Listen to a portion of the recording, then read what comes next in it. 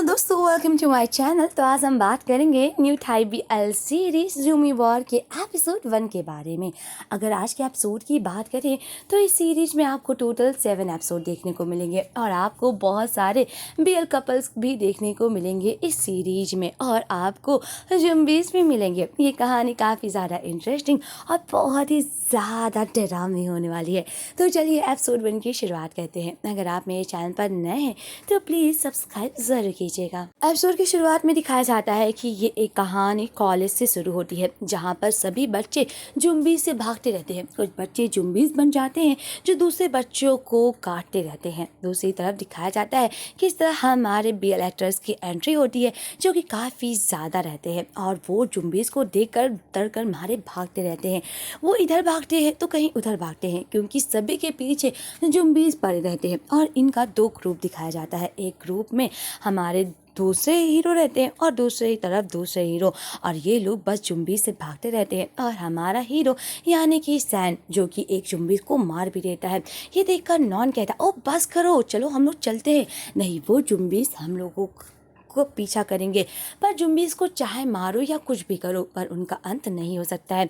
दूसरी तरफ science facility को दिखाया जाता है, जहाँ पर दूसरा ग्रुप रहता है और यहाँ पर भी वो लोग छुपे रहते हैं जुम्बीज से, क्योंकि जुम्बीज हर तरफ फैल चुके थे। कॉलेज में दिखाया जाता है कि ये लोग काफ़ी परेशान रहते हैं। तभी वहाँ पर एक लड़की रहती है निंग, जो प्रोफेसर वीरो को फ़ोन लगाती है और कहती है, प्रोफेसर वीरो, मैं बिल्डिंग की फैसिलिटी में फंसी हूँ, क्या आप मेरी माँ का ख्याल रख सकते हैं? और तभी प्रोफेसर कहते हैं, नॉन कहाँ है, क्या वो ठीक है? तो निंग कहती है, नॉन ठीक है। निंग नॉन की बहन है। और दिखाया जाता है कि किस तरह प्रोफेसर कहते हैं, क्या तुमको सुनाई दे रहा है? क्योंकि जब भी जुम्बीज आवाज़ सुनते वो और इन लोगों का पीछा करते लगते हैं। तभी निंग कहती है, प्रोफेसर मैं आपको बाद में फ़ोन करती हूँ। दूसरी तरफ प्रोफेसर को दिखाया जाता है, जो न्यूज़ देखते हैं कि ये खबर पूरी थाईलैंड में फैल चुका है। इस तरह जुम्बीज कॉलेज से शुरू हुए और पूरे शहर में फैलते जा रहे हैं, और वो इसकी शुरुआत की थी पियास यूनिवर्सिटी से हुई है। दूसरी तरफ सभी लोग जुम्बी से भागते रहते हैं, और जो हमारा पहला ग्रुप रहता है वो एक कैंपस में आता है। यहाँ पर काविन नाम का ये जो लड़का है वो कहता है, मुझे लगता है हम लोग यहाँ सुरक्षित हैं। तो सैन कहता है, तुम्हें क्या लगता है यहाँ पे हम लोग सुरक्षित कैसे हो सकते हैं? तो वो कहता है, यहाँ से भागने के लिए हम लोगों के पास बालकनी है, मुझे लगता है हम लोगों को बालकनी की खिड़की से भाग जाना चाहिए, क्योंकि कैंपस के दरवाजे के पास भी काफ़ी जुम्बीस आ गए थे। इसी वजह से वो लोग खिड़की से भागने की कोशिश करते हैं। पहले ग्रुप खिड़की से भागती रहती है, पर उनमें जो लड़कियां रहती हैं वो काफ़ी डरती रहती है। दूसरी तरफ वो लोग देखते हैं कि दूसरा ग्रुप भी बालकनी में है और वो लोग भाग रहे हैं। और तभी नॉन अपनी बहन निंग को फ़ोन करता है और कहता है, मैं ठीक तुम्हारे सामने हूँ। और तभी निंग कहती है, कहाँ पे हो? और तभी वो लोग देखते हैं कि वो लोग उधर हैं, और तभी वो दोनों एक दूसरे को हाय बोलते हैं। दूसरी तरफ प्रोफेसर बहुत परेशान रहते हैं, और दिखाया जाता है कि इस तरह सरकार ये फैसला करती है कि आप लोगों को साथ रहने की ज़रूरत है, हम लोग पता लगा रहे हैं कि ये वैम्पायर कैसे फैला है।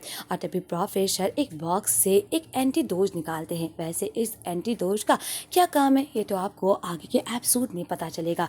दूसरी तरफ निंग अपने भाई नॉन को बताती है, पर सैन उससे फ़ोन छीन लेता है और कहता है कि निंग क्या तुम ठीक हो? और तभी निंग कहती है, मैं ठीक हूँ।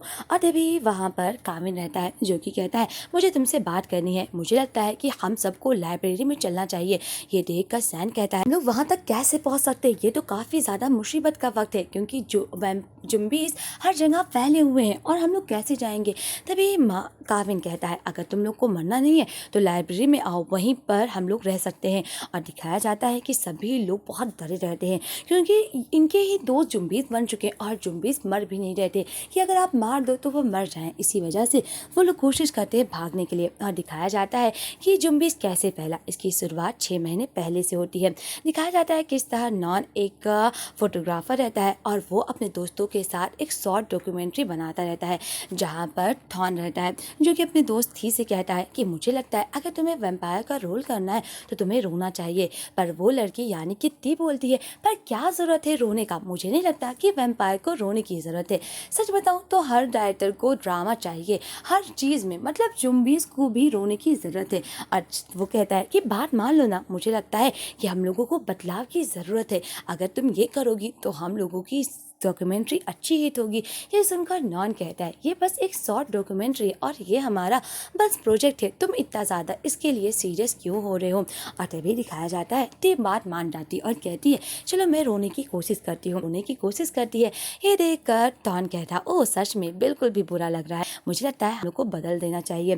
दूसरी तरफ नॉन की बहन निंग फ़ोन करती है कि तुम चिंता मत करो, मुझे सैन पिक कर लेगा और हम लोग घर पे मिलते हैं। दूसरी तरफ सैन को दिखाया जाता है जिसका दोस्त थॉन रहता है जो कि टी का भाई भी है। और तभी सैन और थॉन बात करते रहते हैं। थॉन बोलता है पता है कुछ दिन में गर्म हवा आने वाली है, मुझे लगता है कि यहाँ बहुत गर्मी हो जाएगी, इसीलिए मैं चाहता हूँ कि मैं यूएस से भाग जाऊँ। ये सुनकर सैन कहता ओ तुम भी ना। और तभी थॉन कहता है मुझे लगता है तुम्हें भी अपनी गर्लफ्रेंड यानी कि निंग को लेकर चले जाना चाहिए। ये सुनकर सैन कहता है पर उसका छोटा भाई और उसकी माँ, ये तुम्हारे भाई की वजह से हो रहा है। अगर मैं निंग को लेकर भी जाऊँ तो अगर तुम्हारा भाई उसके छोटे भाई को इतना ना परेशान करे अपनी डॉक्यूमेंट्री में, तो वो उसको फ्री रहे और अपनी माँ का ख्याल रख सके, मैं अपनी गर्लफ्रेंड के साथ वक्त बिता सकता हूँ। दूसरी तरफ प्रोफेसर को दिखाया जाता है जो कि निंग को बताते हैं कि पता है तुम्हारी मॉम की कंडीशन बहुत बुरी है। ये देखकर निंग कहती है मुझे लगता है मुझे अपनी पढ़ाई को छोड़ना पड़ेगा। पर प्रोफेसर कहते हैं तुम्हें तो पता है ना, तुम मेरे पूरे स्कूल में सबसे होनहार बच्ची हो, मुझे लगता है कि तुम्हारी मॉम की केस की तरह एक और केस है, बस हम लोगों को तुम्हारी मॉम का केस ऊंचे वाले लोगों को तक पहुंचाना है। ये सुनकर निंग कहती आपका मतलब क्या है प्रोफेसर। प्रोफेसर कहते हैं तुम्हें पता है कॉलेज का जो ओनर यानी कि पैट्रॉन है उसके बेटे को भी यही बीमारी है। ये सुनकर निंग कहती है पर वो तो ठीक ठाक है, मैंने कल ही उसको टीवी में देखा है। सुनकर प्रोफेसर कहते हैं ये केस बिल्कुल सीक्रेट है, इसीलिए तो मैं कह रहा हूँ अगर तुम अपनी मॉम को पैट्रॉन के ख्याल में रखोगी तो मुझे लगता है कि तुम अपनी माँ की भी दवाई ढूंढ सकती हो, क्योंकि तुम्हारी माँ को जो बीमारी है वो पैट्रॉन के बेटे को भी बीमारी है। ये सुनकर निंग परेशान हो जाती है और कहती है मुझे नहीं लगता। और तभी प्रोफेसर कहते हैं तुम्हें डरने की कोई ज़रूरत नहीं है। तभी निंग कहती है मैं नहीं चाहूँगी कि मेरी माँ लैब का चूहा बन जाए जिसके ऊपर एक्सपेरिमेंट किया जाए। ये सुनकर प्रोफेसर कहते हैं कि ये होता अगर मैं उस प्रोजेक्ट का हेड ना होता और तुम मेरी असिस्टेंट ना होती, हम दोनों इस प्रोजेक्ट पर काम करेंगे, बस तुम फैसला करो। दूसरी तरफ निंग अपने दोस्तों को ये बात बताती है और कहती है प्रोफेसर ने मुझे ये सुझाव दिया है, क्या लगता है कि मुझे प्रोफेसर का बात माननी चाहिए।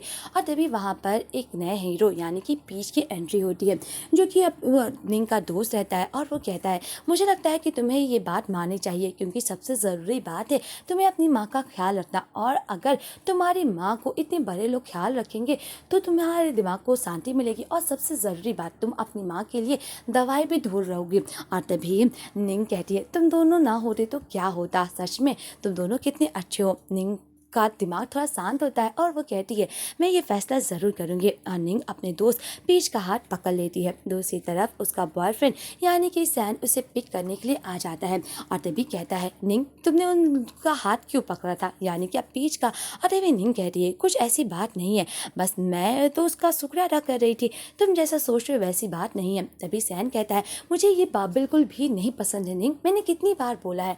तो निंग कहती है बस बात करो, मैं बहुत ज़्यादा थक चुकी हूँ, मुझे बस अपनी माँ से मिलने के लिए जाना है। और तभी सैन कहता है मैं तुम्हारे भाई नॉन की ट्यूशन की फीस पे कर दिया हूँ। ये सुनकर निंग कहती है शुक्रिया। और तभी सैन कहता है मैं जानता हूँ तुम्हें पैसों की बहुत ज़रूरत है। दूसरी तरफ पीच एक लेडी के पास जाता है जो कि आन किट रहती है जिसको पीच बहुत मानता है और वो कचरे को साफ करने का काम करती है और वो कचरे को साफ करती रहती है। उनके पास पाउ रहता है जो कि पीच का ही दोस्त रहता है। और तभी आन पाउ कहती है पता है तुम्हारी यूनिवर्सिटी का कचरा तो तब भी अलग होता है, दूसरे का कचरा इतना ज़्यादा मिला हुआ रहता है कि मुझे सब काम अकेले करना पड़ता है और मैं थक ही जाती हूँ। और तभी पीच कहता है वैसे पाउ कब तक तुम ये काम करते रहोगे। तो पाउ कहता है मैं बस आन जिट की मदद करना चाहता हूँ, पता है वो बहुत ज़्यादा कर्ज में डूबी हैं, वो बहुत काम करती हैं, यहाँ तक कि वो ये काम करने के बाद 2 घरों में सफाई करने भी जाती हैं और वो दिन भर काम करती हैं, मैं बस उनकी मदद करना चाहता हूँ। और तभी पीच कहता है क्या तुम्हें लगता है कि तुम इस तरह उनकी मदद कर सकते हो। तो पाउ कहता है कि हाँ, और तभी पीच कहता है मैं जानता हूँ कि तुम अपने पैसों को आंट जिट को देते हो, पर क्या लगता है कि तुमने अभी तक उस सामान को खरीदा है और अभी तक उसका पे भी नहीं किया है। पॉ कहता है मुझे माफ़ कर दो, मैं बाद में से पे कर दूंगा। तो पीच कहता है अगर तुम्हें आंट जिट की मदद करनी है तो कोई और तरीका ढूंढो, ये नहीं कि अपने खर्चे को आंट जिट को दे दो, जिससे कि तुम्हारी ज़िंदगी काफ़ी ज़्यादा परेशान हो जाए। दूसरी तरफ पीच देखता रहता है। वहीं दूसरी तरफ जब निंग और जैन निंग के घर पे आते हैं, निंग अपनी माँ का ख्याल रखने के लिए एक लेडी को बुलाई रहती है और जैसे ही निंग आती है वो जाती रहती है। निंग कहती है शुक्रिया आंट, अगर आप ना होती तो क्या होता है। वह तभी कहकर वो लेडी चली जाती है। दूसरी तरफ निंग सैन से कहती है कि तुम यहाँ बैठकर वेट करो और नॉन जब आएगा हम लोग खाने पे चलेंगे और मैं अपने माँ के कपड़े चेंज करके आती हूँ। और तभी सैन कहता है वैसे क्या हुआ, तुम्हारी मॉम क्या ठीक है और उनके ये सब लक्षण कब दिखने स्टार्ट हुए थे। ये सुनकर निंग बोलती है 6 महीने पहले। तुमने ये क्यों पूछा। और तभी सैन कहता है क्योंकि मैं चाहता हूँ कि मेरी फैमिली तुम्हारी मदद करे, बस इसलिए। और तभी निंग कहती है इसकी कोई ज़रूरत नहीं है, मैंने फैसला कर लिया है कि मैं प्रोफेसर की मदद से उसे लोगों के साथ इसकी मदद करूँगी। और तभी सैन याद करता है कि इस तरह 6 महीने पहले उसे कुछ अजीब दिखा था, उसे लैब में कुछ खून खराबा दिखा था, जिसे देखकर सैन डर जाता है। वहीं दूसरी तरफ नॉन आ जाता है, जिसे देखकर सैन कहता है नॉन क्या तुम ठीक हो। नॉन कहता है हाँ मैं ठीक हूँ, निंग कहाँ है। और तभी सैन कहता है कि तुम्हारी मॉम के वो कपड़े बदला आ रही हैं। ये देखकर नॉन कहता है अच्छी बात है। तभी सैन नॉन से बात करने की कोशिश करता है और कहता है जो मैंने तुम्हें कैमरा दिया था क्या वो ठीक है और क्या वो सही यूज़ हो रहा है। और तभी नॉन कहता है हाँ ठीक है। तभी निंग आती है और कहती है चलो आज हम लोग डिनर के लिए बाहर चलते हैं। सैन हम लोगों के साथ बाहर डिनर करना चाहता है। और वैसे तुम लोग क्या बात कर रहे थे। दूसरी तरफ दिखाया जाता है किस तरह प्रोफेसर ऊँचे वाले पैट्रॉन से बात करता है और कहता है मुझे लगता है हम लोगों को निंग के ऊपर दबाव नहीं डालना चाहिए, ऐसा उसे नहीं लगना चाहिए कि हम लोगों ने उस पर दबाव डाला है, अगर वो अपना फैसला करेगी तो अच्छा होगा। और आज प्रेजेंट लाइफ में जहाँ पर ये लोग जुम्बीस के बीचों बीच फंसे हैं और सभी लोग बहुत डरे हुए रहते हैं, दिखाया जाता है कि ये लोग विंडोज़ तक आ जाते हैं पर लाइब्रेरी तक पहुँचने के लिए इन्हें बहुत कुछ सामना करने की भी ज़रूरत होती है। सबसे ज़रूरी बात है कि इतना बड़ा रास्ता ये लोग कैसे पार करेंगे। इसी वजह से वो लोग सोचते हैं कि क्यों ना हम लोग जुम्बीस का ध्यान भटकाएं, क्योंकि जुम्बीस को जहाँ से आवाज़ आती वो उसी के पीछे जाते। इसीलिए ये लोग एक फ़ैसला करते हैं कि बीचों बीच एक स्पीकर लगा देंगे और स्पीकर में काफ़ी तेज़ आवाज़ कर देंगे, जिससे सारे जुम्बीस स्पीकर के पास आ जाएंगे और हम लोग मौका पाते ही वहाँ से भाग जाएंगे। पर फैसला ये करना होता है कि वहाँ तक जाएगा कौन और बीचों बीच स्पीकर लगाएगा कौन। सबसे डरने वाली बात यही रहती है। पर उनमें से एक लड़की प्राव रहती और कहती मैं जाऊँगी। दूसरी तरफ दूसरा ग्रुप जो भी जुम्बीस से बचकर लाइब्रेरी की तरफ जाता रहता है और इनके पास लाइब्रेरी का रास्ता पास रहता है। पर इनमें से जो एक लड़की रहती है उसके पैरों में काफ़ी ज़्यादा चोट लगा रहता है। इसी वजह से इसमें जो कामिन रहता है वो कहता है क्यों ना गाइस हम लोग 3 ग्रुप में हैं, एक ग्रुप में है 2-2 लोग रहेंगे और इससे हम लोग जुम्बीस से आसानी से भाग सकते हैं। दूसरी तरफ प्राव कहती है मुझे चाहूँगी वो स्पीकर को हॉल में लगाने के लिए। इसी वजह से प्राव उस स्पीकर को लेकर जाती है और तभी दिखाया जाता है कि दूसरी तरफ किस तरह वो लोग न्यूज़ देते हैं कि मिलिट्री भी इस जुम्बीस को कंट्रोल नहीं कर सकती है। ये देखकर सभी स्टूडेंट काफ़ी गुस्सा करते हैं और कहते हैं ये कुछ ज़्यादा ही गलत बात नहीं है कि मिलिट्री हम लोगों को बचाने के लिए कुछ भी नहीं कर रही है। प्राव डरती डरती जाती है उस हॉल में और वहाँ पर वो स्पीकर लगा देती है, पर गलती से वो स्पीकर चालू हो जाता है और बेचारी प्राव बहुत डर जाती है कि कहीं कुछ हो ना जाए और कहीं जुम्बीस आकर उस पर हमला ना करे। और तभी दिखाया जाता है कि इस तरह दूसरे भी लोग उसकी मदद करने के लिए जाते हैं। दूसरी तरफ दूसरा ग्रुप जहाँ पर जुम्बीस अलग रहते हैं और इनका पीछा नहीं करते हैं, पर ये लोग चुपके चुपके भागते रहते हैं कि कहीं चुप्पे चुप्पे भागते रहे। पर इसमें से जो एक लड़की रहती है पाऊ के साथ उसके पैरों में चोट लगी रहती है। दूसरी तरफ ब्राउ बहुत डरती रहती है पर कोई जुम्बीस नहीं आता और जैसे ही ब्राउ उस स्पीकर को वहाँ रखती है वो वहाँ से भाग जाती है। दूसरी तरफ पहला ग्रुप उस स्पीकर को ऑन कर देता है जिससे कि सारे जुम्बीस उस स्पीकर के पास आ जाते हैं और उन्हें लगता है कि यहाँ पर लोग हैं। और दिखाया जाता है कि यहाँ पर एक फ़नी भी चीज़ दिखाया जाता है क्योंकि स्पीकर में भी एक डरावनी कहानी चलती रहती है। ये देखकर सभी लोग कहते ओ तुम भी ना। दूसरी तरफ दूसरा ग्रुप सोचता है कि ये सारे जुम्बीस एक तरफ क्यों भाग रहे हैं, क्या कुछ हो रहा है। उस तरफ तो पहला ग्रुप है पर दूसरा ग्रुप कहता है चलो हम लोग भागते हैं, मौके का फ़ायदा उठाते हैं। और पहला ग्रुप मौके का फ़ायदा उठाते ही लाइब्रेरी की तरफ भाग जाता है। दूसरी तरफ जुम्बीस उस स्पीकर के पास इकट्ठा हो जाते हैं। पाऊ उस लड़की के साथ भागता रहता है जिसके पैर में चोट लगा रहता है और तभी पाऊ को लड़की कहती ओ तुम्हारे पीठ पर ये खून कैसा। और जब वो लोग ऊपर देखते तो वो जुम्बीस पैरों पर रहती है और उसके शरीर से खून गिरता रहता है। ये देखकर पाऊ और वो उसकी दोस्त बहुत डर जाते और वो लोग भागने की कोशिश करते हैं, पर वो जुम्बिश इन लोगों के पीछे पड़ जाती है और पाऊ बहुत कोशिश करता है, पर दूसरा ग्रुप लाइब्रेरी के अंदर चला ही जाता है। पर पाऊ और ये लड़की बस बचे रहते हैं, अपने वाले ही रहते हैं कि तभी उस पर वो जुम्बिश हमला कर देती है। पाऊ के ऊपर वो हमला करती रहती है, पर वो लड़की उस जुम्बिश को हटा देती है और वो जुम्बिश उसके पैरों को काटने लगती है। पाऊ बहुत कोशिश करता है पर उसे नहीं बचा पाता है। तभी उसके दोस्त आते और कहते हैं, पाऊ बस बहुत हुआ, चलो हम लोग चलते हैं। और निंग के साथ बहुत बुरा हुआ। दूसरी तरफ दूसरा ग्रुप और पहला ग्रुप लाइब्रेरी में मिल जाता है और जैसे ही निंग अपने भाई नैनो को देखती है, खुश हो जाती और कहती है, नॉन क्या तुम ठीक हो? और तभी नॉन कहता है, क्या तुम निंग ठीक हो? दूसरी तरफ दिखाया जाता है कि इस तरह प्रोफेसर अपने हाथ में वही सुई को लेकर बैठे रहते और उस दोस्त के बारे में सोचते रहते हैं। वैसे इस दोस्त का क्या काम है? क्या ये जुम्बिश को बचा सकता है? वैसे ये तो आपको आगे पता चलेगा। दूसरी तरफ दिखाया जाता है कि इस तरह सैन काविन से पूछता है कि तुम्हें क्या लगता है कि इस लाइब्रेरी में कोई भी जुम्बिश नहीं आएगा और क्या तुमने ही मुझे फोन में ये हुक्म दिया था?